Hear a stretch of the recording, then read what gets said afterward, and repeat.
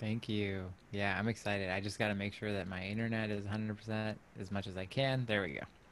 So today I want to do something a little different than we've done before. So we've got a whole bunch of people who are not participating using their video, which I don't know how that's going to work. But what we're going to try to do is um, set some time thinking about what it is that we think a mitzvah is. So that's what I would like to start to explore what mitzvah is. Like because I think that we have some general definitions. I can give you some, but I feel like I would just muddy the water by doing that. So what do you think it is when our tradition is saying there's a mitzvah? What does it mean to you? And so just spend some time just thinking about what that is. And I'm going to be quiet so that you can do that. And if you need some paper to reflect, now would be a good time to go get a little piece of paper, but start to think about what it is. And the way that I'd like to structure today is that we'll do some thinking, we'll do some feeling about how we connect, and then we're going to then pair up with somebody else who has joined this call and be able to either just hear them and hear each other and talk back and forth without looking at each other. And you'll be in a Zoom room, breakout room. But I think you have to opt into the room, so you'll have to pay attention when we do that. And then you'll still discuss with somebody in this space what it is that you how it is that you connect with that word mitzvah. And then we'll come back together and we'll talk about I'll continue to talk and give some other feedback on that. And then we'll potentially go back into those rooms again depending on how it goes the first time. Depending on how it goes. But also think to yourself not only what is a mitzvah, but what's the goal? Why? What are we doing in that moment? What are we doing with those mitzvot? And Maya, if you can, break us into groups of two or so. You can probably start that transfer. It's because then it'll take little bit.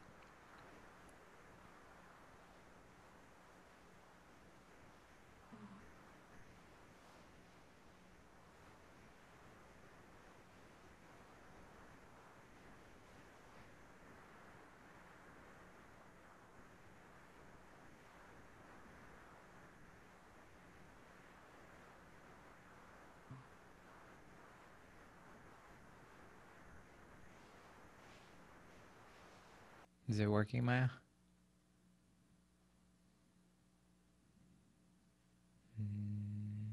Oh, there you go.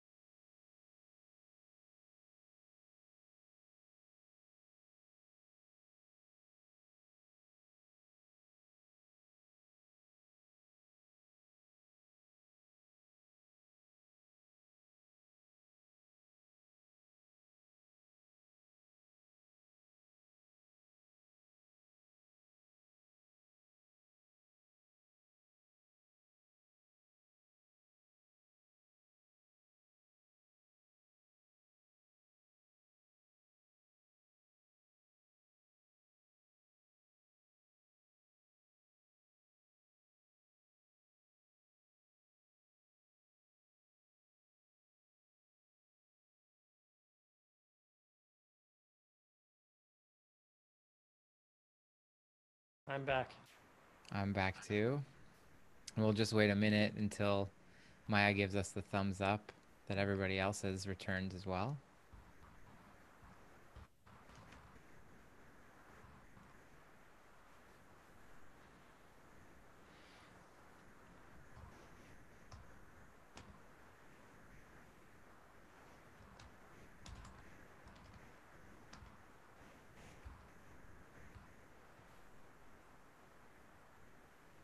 All right. There we go. Oh, good. Okay, I heard some dings. This is so much fun. I like I know that I know that it's different than being in person, but my commute, you can't beat the commute, Yeah, I know. really. A lot of good things about this. Yeah. Yeah. And it is exhausting. There's no like to do a marathon of this would be Right. Right. like but a marathon in the synagogue is also like what's the difference? That's true. So, good. Yay, and we've had some new people join. So that's great. So, what Wonderful. we had just talked about, if you're just joining us now, is we asked the question of what is a mitzvah to you, and what do you find the goal of a mitzvah to be? And you found it, Ulysses. Yeah. Yeah. Ulysses Pact. It's called also. So, in my Zoom room that we had a breakout room, Rabbi Teller and I were talking about mitzvot, and his suggestion was, and I hope I'm quoting it correctly, is that mitzvot are some kind of system that you dedicate yourself to in order that you can stay on the right path. And the example he gave was of Ulysses, who tied himself to a post the sail of his boat as he was passing Siren's Island, because he knew that his desire would be so strong to go to the island and crash himself on the rocks, and he didn't want to do that, so he bound himself to the pole to us, in this context, to the mitzvot, let's say, yeah, so that he wouldn't then tatura, we talked about last time. What's that word? He wouldn't then follow only after his eyes and heart and put himself in danger, endanger himself. And I think that's a great way of thinking of mitzvot and commandedness. And actually, in terms of practice, in terms of the way that I see this spiritual practice, in terms of finding modes of practice that will facilitate for you the ability to stay awake. But let's back up, because I'm also now assuming, I hope that that was a fruitful exercise for you to just get into words what you're thinking, but also maybe to hear other people and what they're thinking, and now integrate that with yours. But I want to do a little bit of a zoom out of what is the point of the mitzvot. And in order to do that, I want to take a piece of text that many of us have some challenge with, that is couched in terms of divinity in a way that I'll even speak for myself, that I, on the face of it, in a literal sense, do not agree with. And so if you don't have a Siddur in front of you, you can just listen along. But if you do have a Siddur in front of you and you want to follow along, find the Shema. Find the Shema, the full Shema. So it'll be the one with the middle paragraph that some traditions skip. And that many of us just either mumble through as fast as possible, or pretend to mumble through as fast as possible, or don't even pretend to mumble through and just skip. So this is the one that is challenging, but I want to suss out of it what I think is the essence of a mitzvah. And I want to show you that this is not just me. V'haya im shemoah tishma'u el mitzvotai. And it will be so that if you listen to my mitzvot, asher anochi mitzaveh etchem hayom, that I am commanding you today. And by the way, this word hayom, we talked about it before. But whenever our tradition says hayom, in this, especially in a way like this, it's talking about today, not like the today that happened thousands of years ago when this was captured on text. It's talking about today as in the eternal today, the only moment in which life and experience happens. Like right now, this today, this hayom, right? Like, okay, I'm not trying to beat it over the head, but hayom means right now. Yeah, that was a pregnant pause on purpose. Le'ahava et Adonai, et Yud Hevave, to love Yud Hevave. Bring love into your consciousness. We talked about that. I don't like to jump into that first, but I can't help it. This text keeps saying it over and over, and it's not me. I'm not being woo-woo here. It says to love Yud Hevave, love the unfolding of consciousness. Love Hayom. Love this right now, whatever's happening right now. Love it. Uleavdo b'chol levavchem v'chol nafshechem, and serve, be in service. We talked about that. B'chol derachecha de'ehu, know the divine in all of your ways right now, all the time, and with love, and with love. So okay, that's not answering the question of what's a mitzvah, but it is telling you how to do a mitzvah. It is telling you do it with love. Notice Hayom, notice this right nowness that is continuing to be moving forward, that I have to stay in the now. I continue to stay in the now. I can't get lost in the past. I can't get caught up in the future. I need to be right now, and I can pay attention with love. Okay? So that's number one. I can pay attention to love, and I need to listen and pay attention for what the mitzvah is. What are the mitzvot? Okay? And then once I know what those are, I need to do it with all of myself, with all completely, with my entirety. Now, here comes a list of all the things that happen when you are in alignment like that.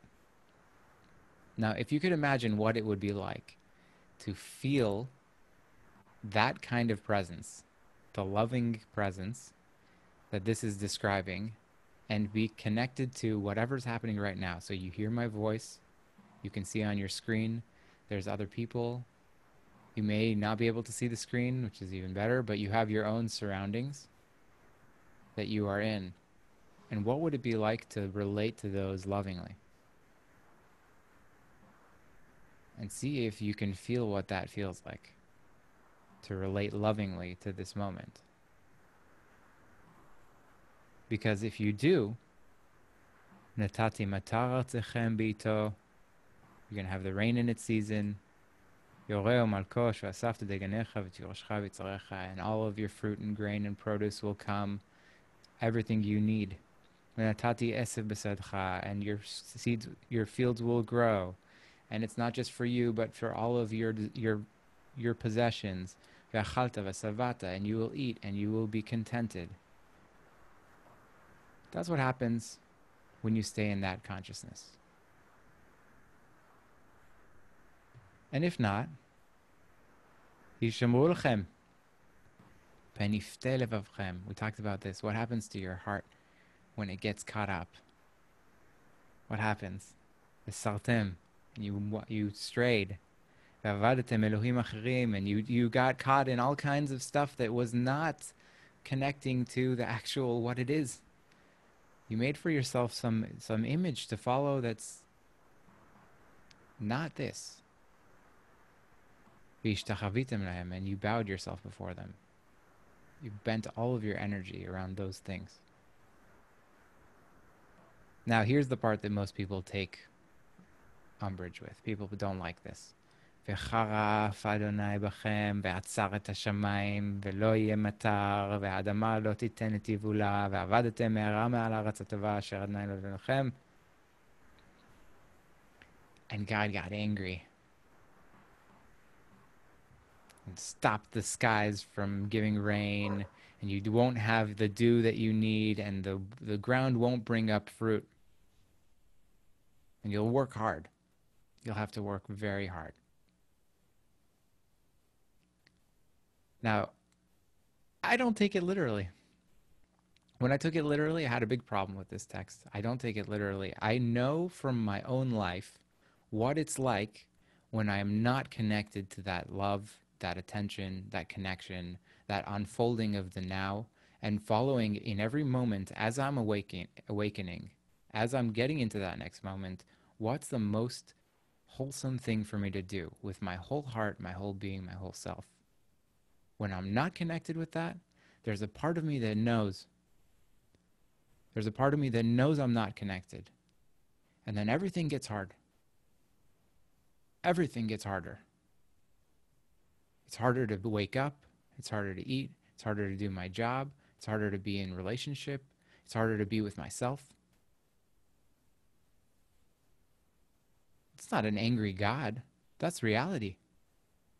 When I'm connected, when I understand that right now is all there is, Hayom, right now, this is it. And I relate to it with love, and I'm awake to the question of what is beckoning me? How can I be connected to the best of myself in all moments? Life opens up. Now, the circumstance doesn't change. My responsibilities don't change. The life I'm in doesn't change. But I change. And therefore, the same thing becomes an opportunity or it becomes real difficult. Real difficulty. So what do you got to do? So what do you got to do? So like I'm going to pause right now. I'm going to pause just to like let that simmer a little bit. So I want to ask you again now. What do you think the goal in this context, the way that I have now framed it, what do you think the goal of a mitzvah is? What do you think the goal? What does it do for you? And if Maya could break us back into groups for a few minutes, that would be perfect. And then we'll come back. I'll give you the piece I want to do, and then we'll meditate a little bit.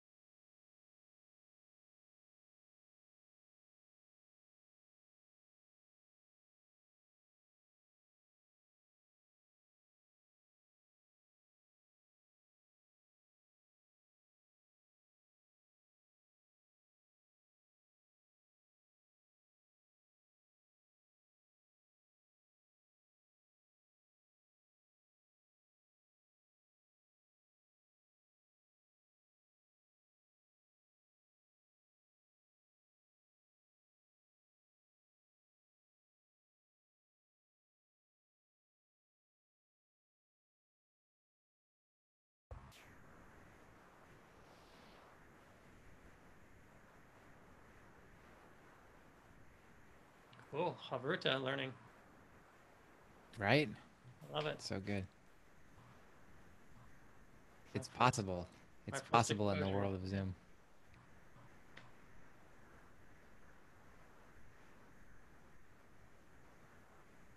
Maya, just let me know when everybody's back. Okay, it'll be 20 seconds. Okay. And it'll just kick everyone back. Yeah. Yeah, you can shorten the timer in your settings, Oh, Ah, gotcha. but it's like you have to like go into the settings like online on a web browser. It's not like in the system. thank you for giving Maya some new skills here.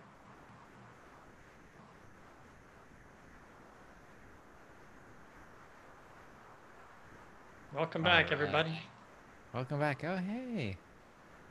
I know that guy up in the top corner. Okay.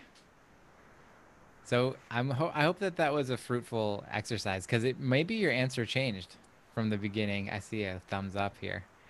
Maybe your answer shifted a little bit, and I want to bring it back to the piece that I don't think that we discussed yet.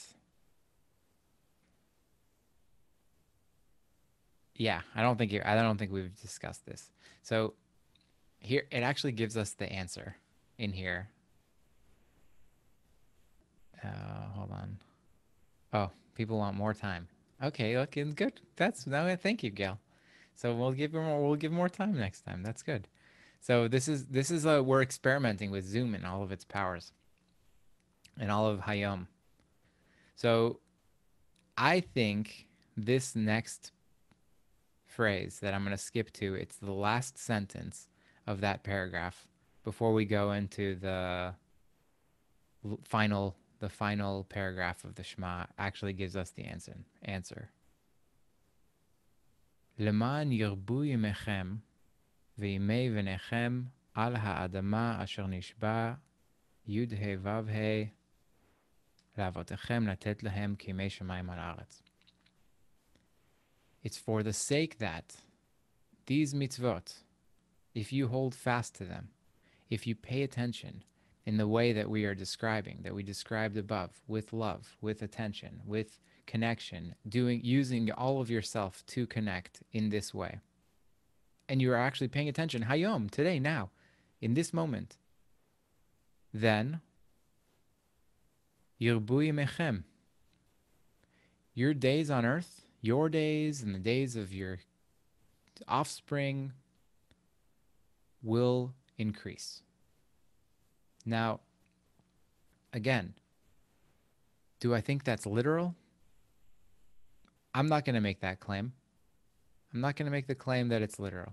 But what I will make the claim is that the quality of your day, if you've meditated in the morning and you pay attention to what happens the rest of your day, becomes richer, becomes deeper. The amount of living you're doing, conscious living, wakeful, alive living, that ends up happening, ends up being more. You have more moments of that type of connectivity. And in that way, Yirbu Yemechem, your days will increase. The days spent awake will increase. The days spent in love and in connection and in service will increase. And that will pass to your kids surely. Right? I work with parents sometimes who say, Rabbi, I teach my kids a spiritual practice. To help my kids learn this. And the thing I try to impart to them is I will do my best. I will do exactly my best, but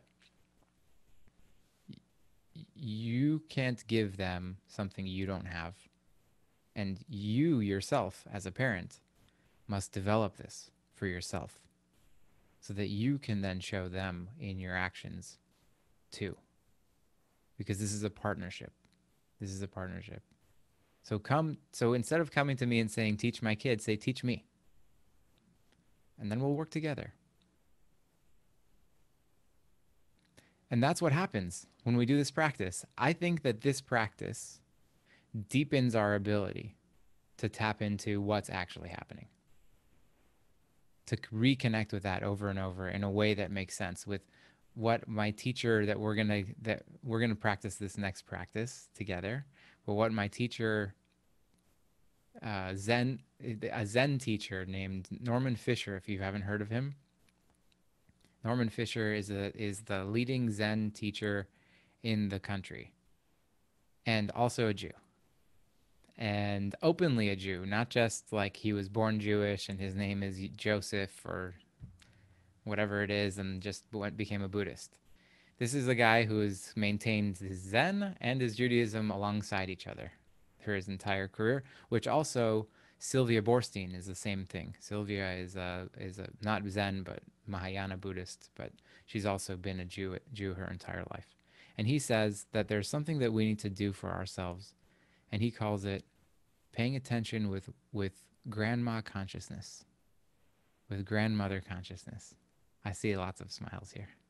But here's the thing that I want to adapt that to our own discussion. Let's call it bubby consciousness, or or safta consciousness, or I know some people call grandmas all kinds of things. But the basic idea of it, when I heard him say it, I was like, no, really? Is that what he's saying? Really? But then I played back the tape because it's a book on tape, it's audio, so I can listen while I walk the dog and the baby around the bayou. It's a principle that I've been using for a long time with people I work with myself even. It's like, how do I talk to myself and my experience, noticing what's happening right now in my surroundings? How do I when I encounter some difficulty, how do I bring myself and the difficulty I'm having under the light of Bubby consciousness?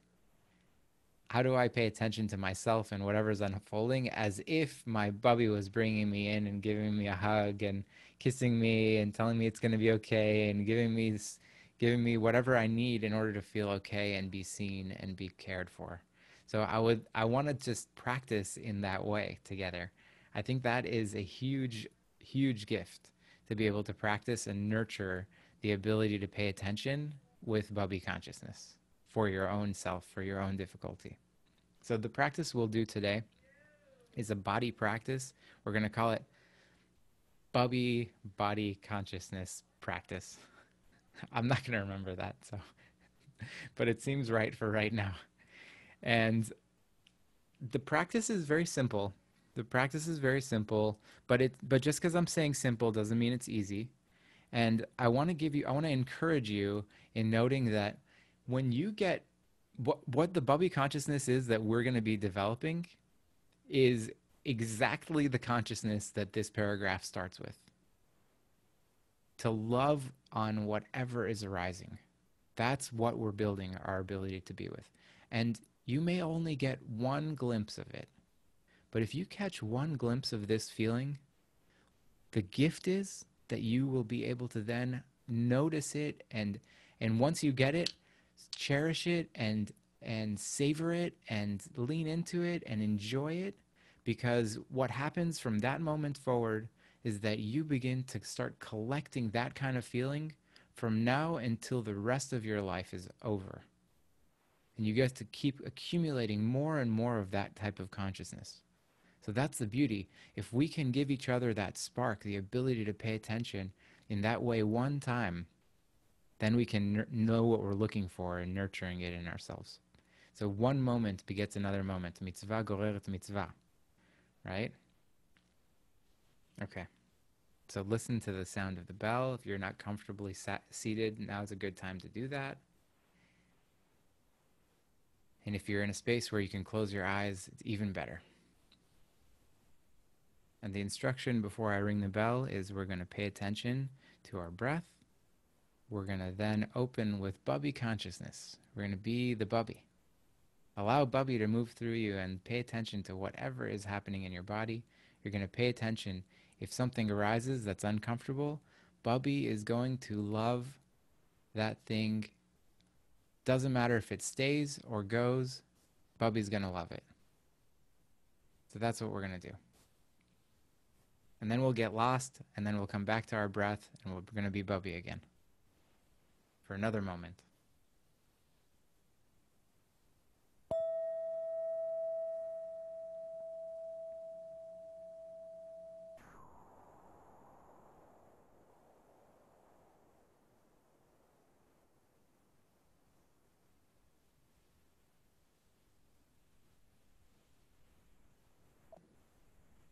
Bringing your attention to your breath now. You might notice that your whole body is like a big balloon.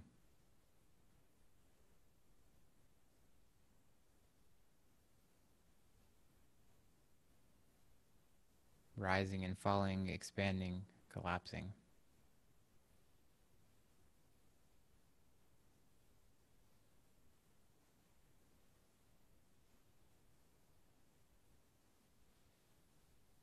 Finding that Bubby, that inner Bubby. Maybe it's not inner, maybe it's just part of the fabric of the universe that is able to pay attention in a way that is just love.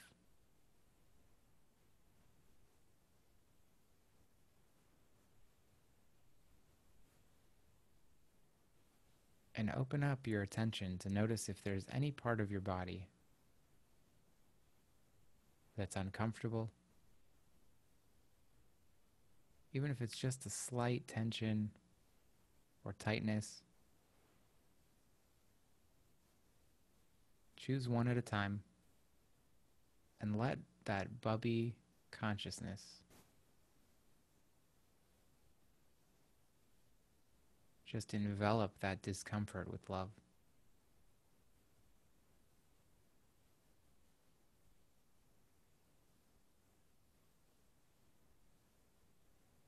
Allowing yourself to feel what Bubby's love is.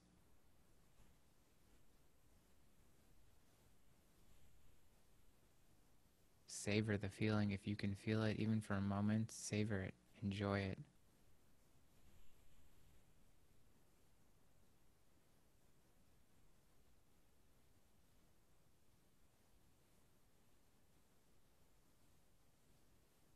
And if your mind gets lost,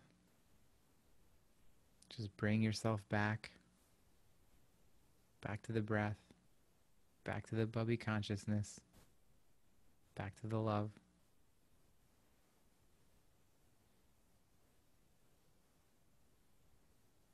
And see if there's anything uncomfortable unfolding.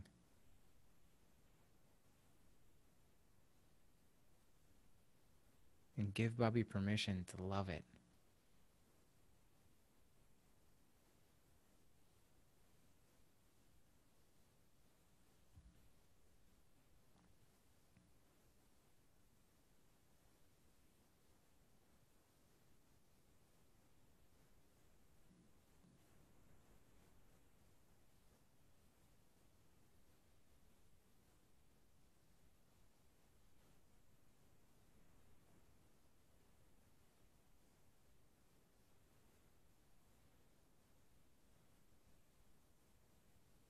I'm going to give you 2 minutes to do that for yourself.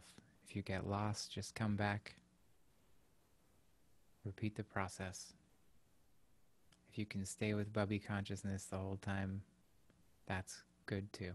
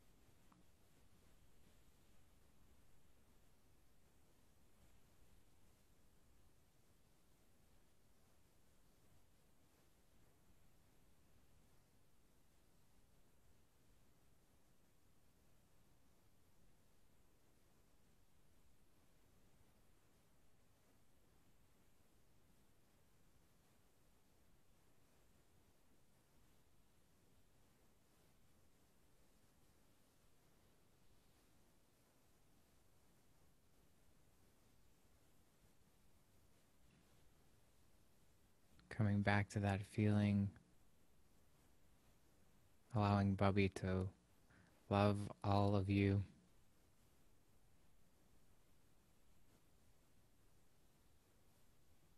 Feeling what it's like to feel loved.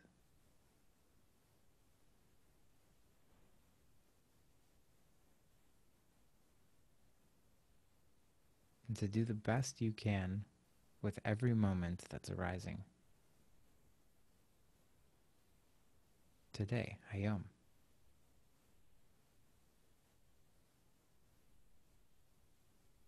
So that your days will multiply.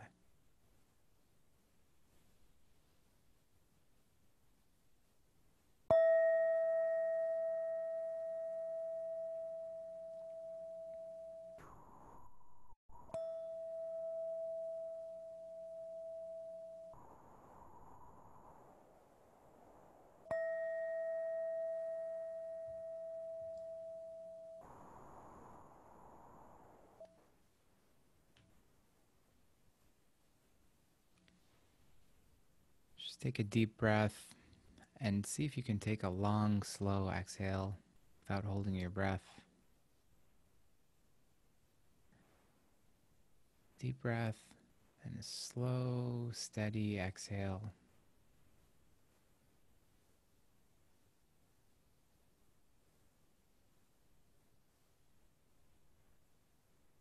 And I want you to consider if you took this seriously, if you were to start to take that definition of what a mitzvah is, of how to connect to mitzvot, if you took it seriously, how would it transform you? Or how might it shape the way you walk through the world?